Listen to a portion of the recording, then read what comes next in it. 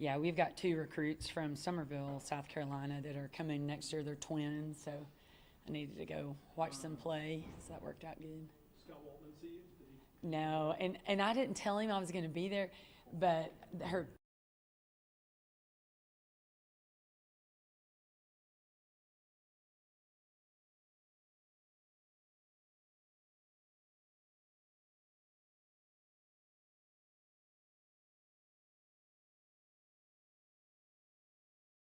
I have a question for you after. You good? Ready for it? All right. So it's a little bit of a weird week for you last week. You only had one game, and it was on Thursday. So let's reach back in the memory bank there. Kind of talk about that game. I mean, a 3-point game against one of the top teams in the conference. Talk about that. Another heartbreaker at home in front of our home crowd for sure. I feel really bad, when we lose these home games, especially the close ones. Our fans have been tremendous. We've had good crowds, and I know they go home feeling defeated as well. But a great game. We kind of dug ourselves a little bit of a hole at halftime. We're down 7. Came back though and battled hard in the second half. We got down 9 a couple of times. One thing for sure with our team, they're going to fight. They're not going to throw in the towel. Battled back, tied the game twice. Had an opportunity at the very end of the game and kind of botched a shot, which gave them the ball back. But it was a fun game, exciting game. We scored a ton of points, but in those games, you just need 1 or 2 more defensive stops, and you win the ball game. And that's something that we have to do a better job of coaching our kids up and get them to understand that. It's like one missed block out or one missed help side assignment get you in trouble in those close games for sure. But Cal Baptist, very well coached. I've said this before about them, but they play a lot like we do. And I always do the scouting report. It's really fun, just preparing for them. Neither team really has a reputation of being great defensive teams. And, when both teams score in the 80s, for sure, there were a lot of defensive lapses. But, just hate to drop another game. When you first start conference, you're like, oh, we've got, 13 more games. We've got 12 more games. But, we're coming close to the midpoint of this. And so, we got to start putting some wins together, start stringing some success together. And one of the standouts of this game, Erin, scoring a career high. What does that say of her kind of being able to step up, especially when you have players like Peyton or Brianna that are out for pretty much the rest of the season, like you said? Yeah, we have 28, 30 points that are sitting out that we're not going to get back. And so we need other people to step up. And Erin had a tremendous game. We tried to run a few sets to get her open off of screens, and she was shot ready to knock shots down. I'll tell you the most impressive thing about her, she airballed a 3 in the first half. She airballed a 3 in the second half. And, some people get so embarrassed by that, but it doesn't even matter. It's a missed shot. It doesn't matter. And, we talked to our shooters a lot about that. You can't stop shooting because you miss a shot. If your teammates do their job and they get you open, you have to shoot open shots. And so just really proud of Erin for continuing to look for her shot. But she's a really good shooter for us, super competitive. And so, I thought it was a great game. She was just ready to score. And when you lose facilitators like Peyton or Brianna, and you're still able to make a 3-point game to one of the top teams in the conference right now, what does that say about your other players stepping up, like Emma, Meredith, Bella? What does that kind of say? For sure, there's no moral victories. You lose. It feels terrible. But the encouraging part is that, we do have players that are just fighting hard till the final buzzer. We do have players stepping up. I think the 2 in particular that have stepped up for the last 4 games have been Emma Troxel and Meredith Mays. They're putting up good shots. They're scoring in double digits. They've had a couple of double doubles. We just need our perimeter to show up the same nights that they show up. But they've done a great job of, picking it up since we lost a couple of players. And Bella, she kind of fills up the stat sheet for us. Bree had 10 points in this game, and obviously Erin had a career high. And so, they're not shying away from the new responsibility and the new roles that they've found themselves with. And then, like you said, it was a weird week. You had Thursday game, and you were off until this next Thursday. Just talk about how important that rest was, that the girls were able to recover and after a pretty grueling conference schedule. Yeah, the break couldn't have happened in a better spot. I mean, we've got a couple of players recovering from the flu and just some minor sprain this, sprain that, and so it was good to have a couple of days to hopefully get re-energized, get healthy. Expecting everybody to be come in guns blazing today, rested up, ready to go. And then looking ahead, a couple of tough tests against both Utah teams. What kind of challenges do those kinds of teams bring, and how good is it to be able to take them on your home court? Excited to play at home. Hoping our fans come back. I know we're devastating them with these close losses, but needed good crowds on Thursday and Saturday. Utah Tech and Southern Utah, the thing similar about them is they are so well coached. They have great head coaches. They put their players in positions to be successful. They're very different in styles of play, and so that's always a challenge. We've got a team on Thursday that they lead the country in three-point frequency, so they're going to shoot a ton of threes, and so there's no question about it. You can't let them get open looks from the three-point line, and that's really our focus right now is, what do we need to do to contain Utah Tech?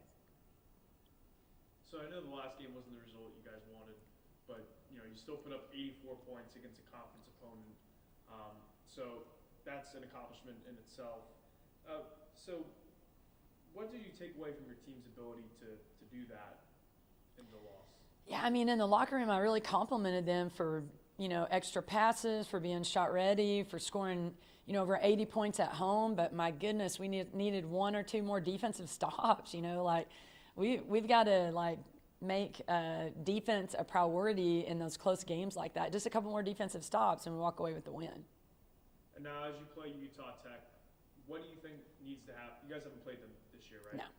So, what do you think needs to happen to perform well against them, and what do you think you need to do to contain them? Just because of how many threes they shoot, we got to be great on defense. I think we can score at home. The thing about playing at home, you get a lot of extra shots up in Moody, and hopefully you shoot the ball really well at home, but we got to play better defense.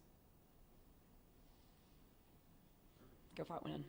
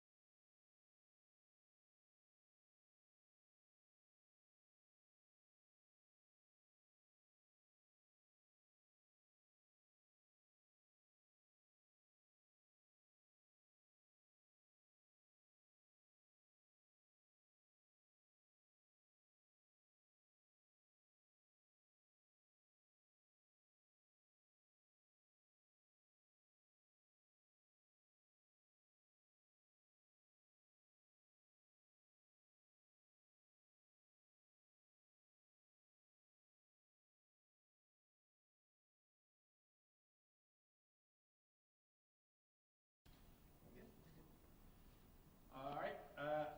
Just like the girls, a little bit of a weird week fly out to California. It's a tough battle against a good Cal Baptist team. Kind of talk about the game and what you saw from it. Yeah, we didn't play real well, and I was a little disappointed because we had played so well the week before. But I think, I hate to make excuses, but I think it's time to like really address it. Like our travel has been, nobody is doing what we've had to do travel-wise, and so to have the schedule we've had has been really tough. And I don't make excuses with the guys. I mean, we have to figure out how to overcome that. But these one-off trips, and the schedule doesn't flip, so it's not like anybody else is going to have to do it. We turn around and play the Utah schools like in 2 straight, back-to-back weeks, and it's just crazy. But to go single games, to Seattle and back, and we don't play any of these games together, which is what everybody else is getting to do, And so it's tough, man. But we have to control what we can control. And I think for the first time, it finally zapped us, man. I really do. We came out of the gates and we were scoring. We weren't getting any stops, but that's a credit to Cal Baptist. I don't think we were playing bad defensively. Both teams were executing offensively, and then man, it just hit us. You could just see it. It was like we hit a wall. And I think that's where this bye week hopefully will help us a little bit. We were able to kind of get back. We had a 3 a.m. wake-up call, which we've gotten pretty used to get back home. But, disappointed in the outcome. I do feel, for the players for having to go through some of this. And, I hate to sound like that, but it's factual, man. Nobody else is doing it. And not just in the WAC, but in the country. I mean, how somebody could look at this schedule and think that it makes sense is beyond me. We're almost through it. And then as long as these guys can continue that belief, that spark that they've had, then when we don't travel as much, I feel pretty confident that we're going to bounce back and get through this. And it sure would be good, though. We had a good break. This weekend, I think it was much needed to hit the reset button. And hopefully, we have 2 more road games this week. And so this is the first time we actually get to go play 2 opponents on one trip, though. And so that's pretty fantastic. We're excited about that. But hopefully we can figure it out, and I think we will. These guys have continued. I've been telling you guys all year, they continue to work hard every day. They continue to come in with energy. There's a lot of teams around the country that wouldn't if they've been through what we've been through with the travel and everything. And so that gives me a lot of confidence that we're going to bounce back and get through this thing and come out the other side okay. And talking about that rest, those really needed days off, especially with your crazy travel schedule, just how key is it that it's happening this time of the season? We're about halfway through, that you can get that rest and then go on potentially a run to like you guys did last year. Yeah, I think we've always played good in February, and so I'm hoping, and praying that we can do that again. The one thing that we have had is a good timed bye week, But February, it doesn't matter what you do before at our level. It's how you play in February and March, right? And I think that this was good to kind of hit the reset button and kind of let's get ourselves back and take a quick break from each other, not just from basketball but from each other too, and just kind of get a break. I know I went recruiting. And it was needed, to get in the car and to think about some things and think about some things that we can work on and change. And, we haven't had that time. We haven't had time to practice. We talked about that last week. When you travel, you don't really get to practice. And so, I think that's what this does. It kind of slows us down a little bit, and we're able to get on the practice floor for a couple of days here before we head out on another road trip. And but I think that I'm fully confident that this team is about to turn the corner in February. It's what we do. It's what we've kind of made a habit of. Because I know that these guys don't quit. They continue to work, and they're going to be rewarded for that. And the fact that you keep mentioning they're not quitting, they're still showing up, they're still putting that effort in. What does that say about just the character of this team, not just the individuals, but the team as a whole? Yeah, I think it says something about our leadership. The guys have been around, like Leo and Hunter and Colby and even Naz, who was here last year, I think, and Yanni. To the culture that's been built here is to continue to work hard and to, tough times pass, tough people last, right? My devotional this morning was about, weathering the storm and where do you look when you're going through the storm. It's crazy.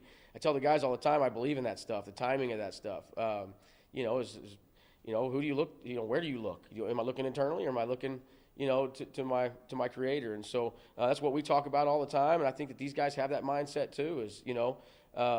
We are tough. We are tough people. And tough people last, man. Tough times pass. And so there's no doubt in my mind that these guys and the leadership that we have and the mindset that they have, that we're going to continue to work hard, no matter what the record shows.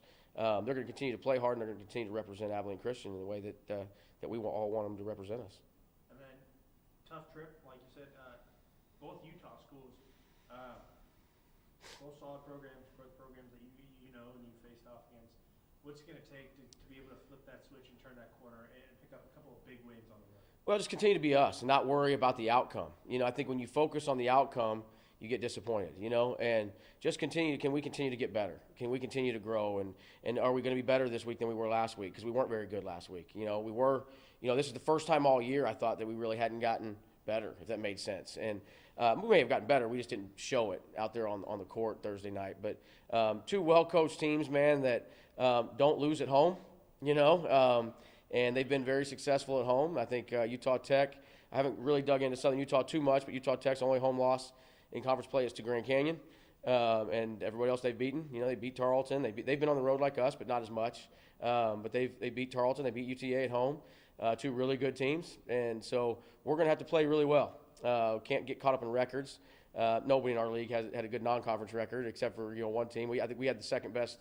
Us in Utah Valley had the second best, second most wins in the league going into league play before we started all this. So these guys know they've beaten teams this year already that are winning their respective conferences, and teams that are fighting and battling at the top. This is a good team that we have here, and we just kind of have to get through this and continue to believe in ourselves and trust the process. If we do that, then we'll go to Utah and we'll compete against two really good teams, well coached, good players. But are we going to worry about that, or are we going to worry about us? And I think that we just got to worry about us. So the last game, you guys allowed 40 points in both halves, and you couldn't really match that offensively. Why do you think that was the case on both sides of the ball? Yeah, I think we lost our juice, man, our spark for the first time all year. I was frustrated because of that. And for whatever reason, I think we have to look internally for that. That's what we've talked about, the last couple of days is making sure that we're looking internally and not trying to make excuses. I know it sounds like I've made a couple to you, but but I really believe what I've mentioned already. I think that we have to get that back this week, and we can't feel sorry for ourselves that we're getting on a plane again, and that we're going on the road again for two games. What a story could be, man, if we could finish this thing. We've had this tough road stretch, but what if we could finish it, strong out in Utah? That would be a great story, right? And I think, but we've got to defend, and we've done that all year. We've been one of the top defensive teams in the country, not just the WAC, and I think that we didn't show that the other day. I think we focused more on the offensive side. We tried too hard to score. We kind of got out of sorts a little bit in the second half. Now, the game got a little out of hand, and so I played some other guys. And I think that was part of the last 10 minutes of the game. We gave up some points. We were also zoning. We were working on some things. I mean, you can feel sorry for yourself and just, take it, or you can actually use that opportunity to work on some things. We haven't zoned a lot in gameplay, and so we played a lot of the last 10 minutes of the game in zone. We worked on it, I also gave some other guys some opportunities to play to see if they could help us and maybe we, make a few changes. I don't know. And so that played a little bit into that. And the first half, I thought we were just trading baskets, but the second half, I think some of that was kind of, I'm the reason for that, but not in a way that I regret at all, because I think I did see some things in the second half of that game that can be positive. And I think that we do need to work on our zone because we're going to need it. And we got that. Finally, we got a chance to do that. Yeah, I'll say this too, man. Before you guys go, I want to thank everybody that participated. Every year we do a Coaches vs. Cancer deal, and we auction off our shoes. It's something different that is different than a lot of other people do, and we're really proud of it. We raised just shy of $6,000 and for 5 pairs of shoes, which is pretty amazing. And in 4 years of doing this now, that put us over the $30,000 mark. So in 4 years to be able to raise $30,000 for cancer research is pretty special. We talk a lot in our program about being different and not being like everybody else, and that's something it's a badge of honor we wear. And I think to continue to do that, and for the people to continue to support this program, especially during a tough stretch. It's hard to go raise money, right, when you're not playing well. But man, the ACU community, the Abilene community, really stepped up, and it was a fun process for the last few days, especially when we didn't play home. We only had our one road game, or one game this week was on the road. But just to raise that kind of money for the ACU community to step up, just really grateful, man. And I think it's going to make a difference. Thanks, guys.